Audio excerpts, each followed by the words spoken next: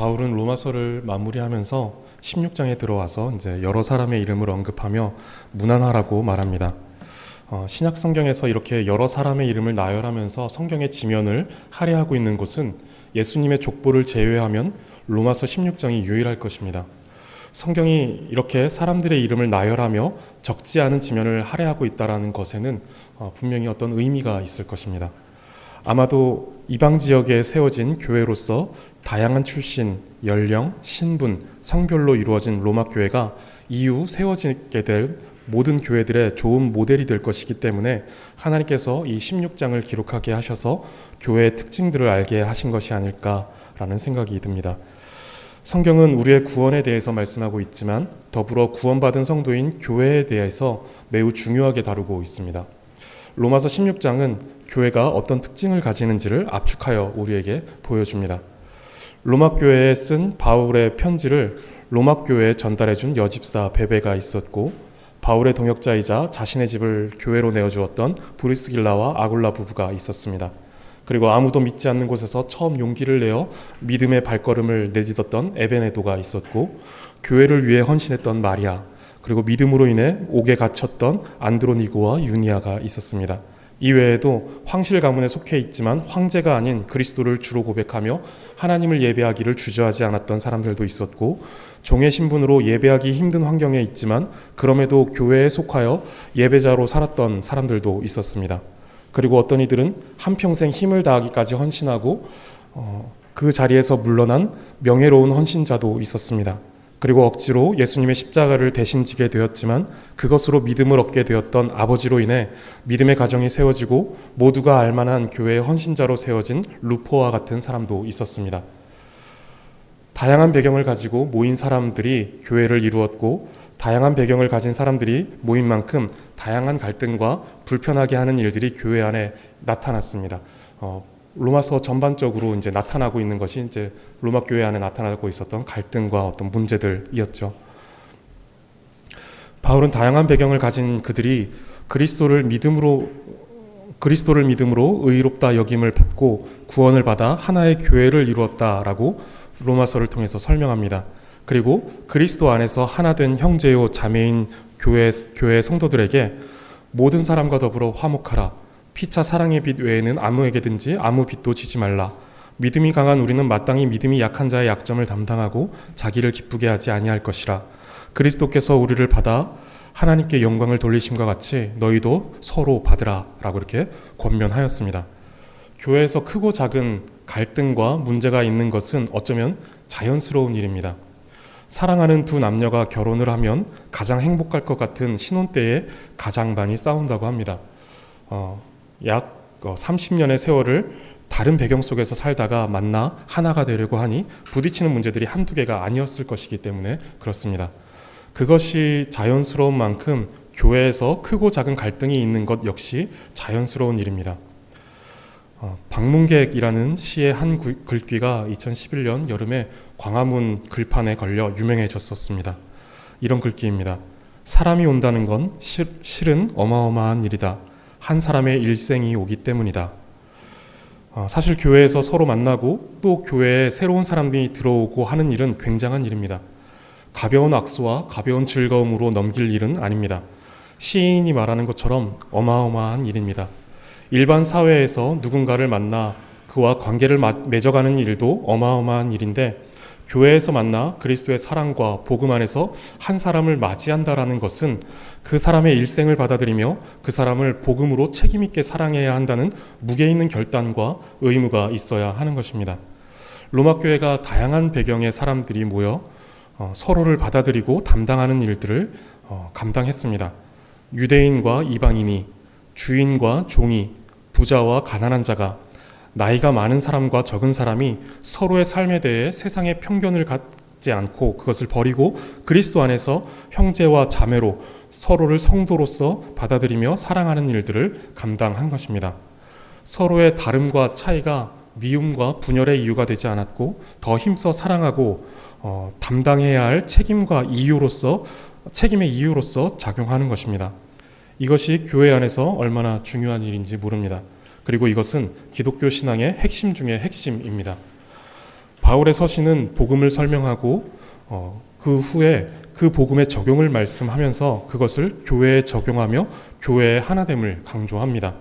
복음의 능력, 복음의 효력은 생명을 살리는 것으로 끝나지 않고 그것이 교회 안에서 더 풍성하게 자라나 아름답게 꽃피우고 열매 맺는 하나님의 나라를 이루는 것에 있습니다. 바울은 로마 교회에 보내는 편지에 복음에 대한 설명과 그에 대한 적용으로서의 권면을 하고 마지막에 그 교회가 어떤 사람들이 모여 어떻게 세워갔는지를 다양한 사람들에게 건네는 그 문안 인사를 통해 엿볼 수 있게 해주었습니다. 그리고 바울은 로마 교회에 문안하기를 마치면서 이제 거룩하게 입맞춤으로 서로 문안하라 라고 말하면서 로마 교회 성도들 간에 서로 문안할 것을 권면합니다.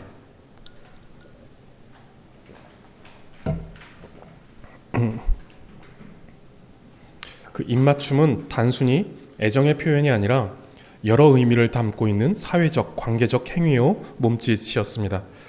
오늘 우리 사회로 치면 정중하게 악수하는 것이나 또는 가까운 사이에서는 이제 가벼운 포옹을 하는 것 정도로 그 당시의 사회 문화로서의 어떤 인사였죠.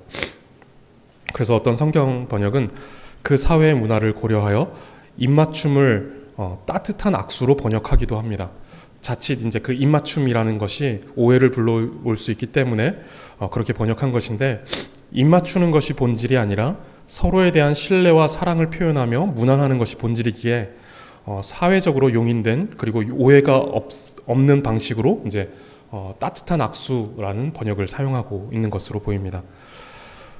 그렇게 이제 바울은 당시 일반 사회에서 통용되던 인사 방식을 사용하면서 그 입맞춤을 거룩하게라는 말로 제안합니다.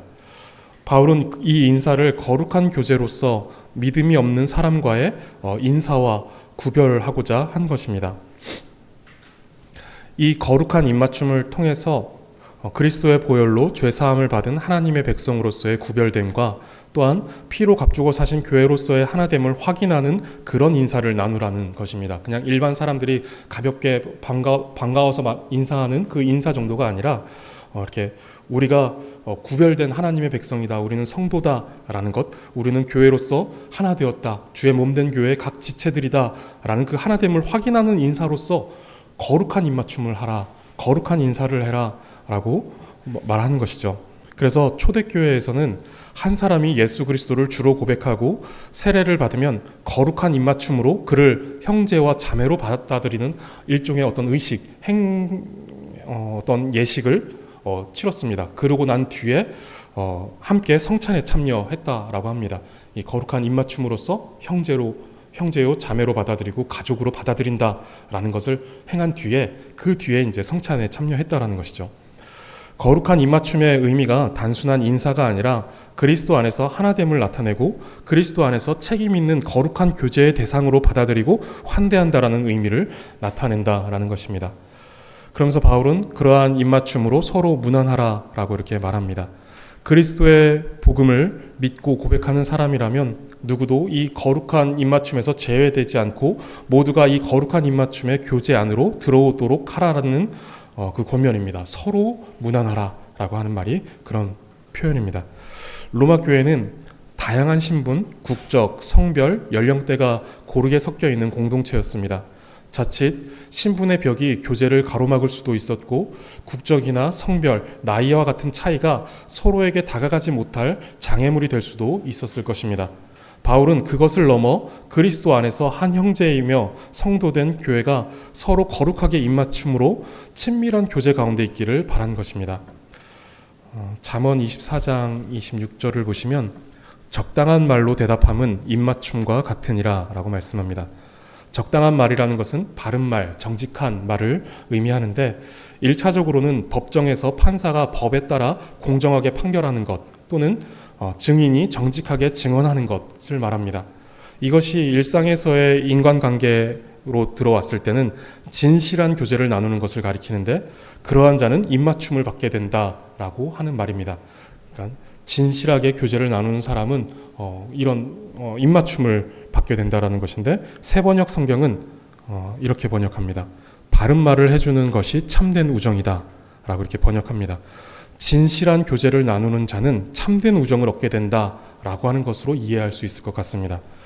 우리의 교제는 그저 아부하고 아첨하며 무조건 상대의 기분을 좋게 해주는 그런 교제가 되어서는 안 됩니다. 하나님의 말씀을 근거로 서로를 복음 안에서 일으켜주고 도와주는 진실한 교제, 거짓이 없는 교제, 외식이나 가식이 없는 교제가 되어야 합니다.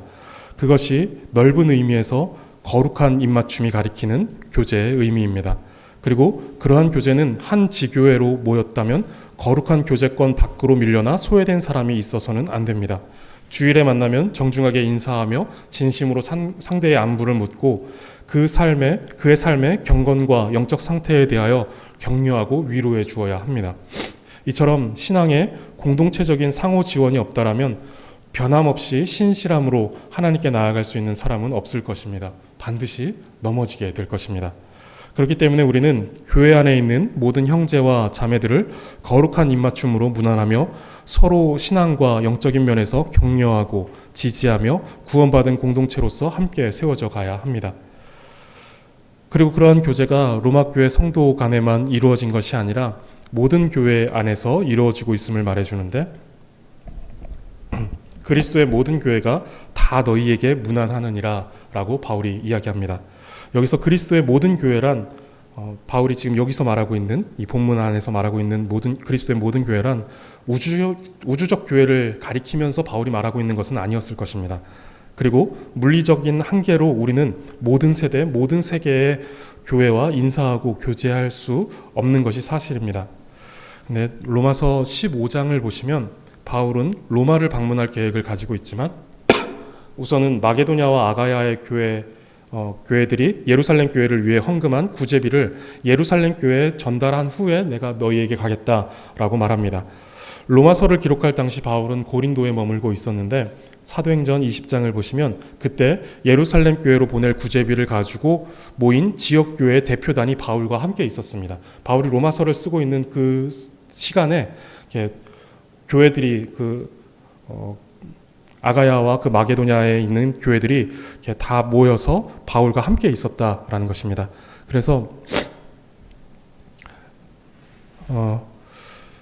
아마도 그 로마 교회에 문안한다라고 말하는 그리스도의 모든 교회는 1차적으로는 이들을 가리키는 것이 아닐까 생각됩니다. 그러나 복음이 전 세계에 훨씬 폭넓게 전파되어 수많은 교회가 세워진 지금은 그리스도의 모든 교회라는 의미가 가리키는 범위를 훨씬 폭넓게 적용하여 이해할 수 있을 것 같습니다. 전 세계에 있는 모든 교회를 가리키는 것이죠. 우리는 전 세계 모든 교회가 그리스도 안에서 한 형제이고 한 교회임을 믿습니다. 그러나 앞서 말씀드렸듯이 전 세계 모든 교회와 인사하고 전 세계 모든 교회와 교제를 나눈다는 것은 물리적으로 한계가 있습니다. 그러나 성경이 말하는 그 교회와 그 교회들 사이에 요구되는 사랑의 의무를 생각할 때 우리는 전 세계 모든 교회의 형편과 사정을 가능한 범위 내에서 힘써 살피고 도울 수 있어야 합니다. 마게도냐와 아가야에 있는 교회들이 어려운 중에도 예루살렘 교회의 형편을 살피며 그들을 위하여 구제연금을 보냈듯이 할 수 있는 대로 힘을 다해 먼 데 있는 교회들까지도 돌아볼 수 있어야 한다는 것이죠. 우리의 무관심으로 인해서 그들을 돌보지 못하는 일은 없어야 한다는 것입니다. 우리는 더 먼 데 있는 교회들까지도 하나의 교회로 품어낼 수 있어야 합니다. 우리의 신앙 안에서 이루어지는 성도의 교제는 지교회 안에서는 더욱 세밀하게 이루어져야 할 것이고 또한 이 시대, 이 지구상에 있는 교회를 향하여서는 할 수만 있다면 더욱 확장되어야 합니다.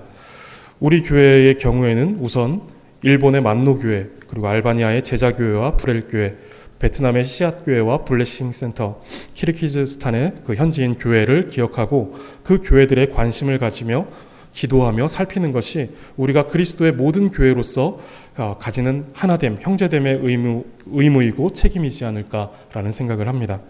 이따 우리가 선교를 위해서 기도할 때 우리가 더욱 다른 나라에 있는 세계에 있는 그 교회들을 위해 기도하기를 바라고 더 많은 관심으로 그들의 형편을 돌아보면 좋을 것 같습니다. 한국교회가 그렇게 세워졌고 또 그러한 세계 교회의 기도와 사랑을 받으며 소리교회도 세워지게 된 것이고 또 우리 개개인도 그 사랑의 빚을 지며 여기에 있는 것입니다. 섬세하게 교회의 지체들을 섬기시기를 바라고, 그리고 더 폭넓게 그리스도 안에서 한 형제된 전 세계 모든 교회와 성도들을 살피며 아름다운 하나님의 교회를 세워가는 우리가 되기를 바랍니다.